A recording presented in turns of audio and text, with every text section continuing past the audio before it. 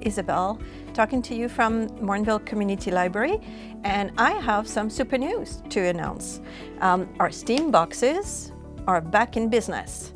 So you'll be able to find them by the table in the library. There's a big metal shelf, and all our STEAM boxes are on it and can be used again. So for you, those of you who don't know what STEAM is, it's a fun way to learn about science and technology, engineering, arts, and mathematics. So I'm going to show you one of the boxes, one of my favorites, because it has little robots. And the robots are called Dots and Dash.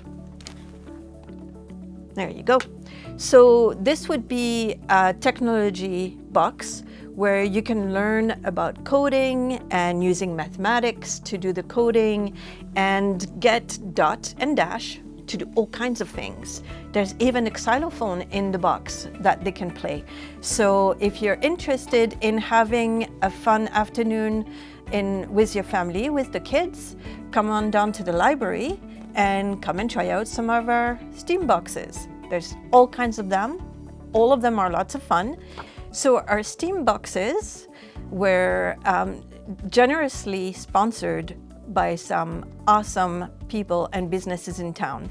So when you take our STEAM boxes, you'll see that most of them have a sheet on the front that indicates where the STEAM boxes comes from and who was the generous person or business who sponsored it.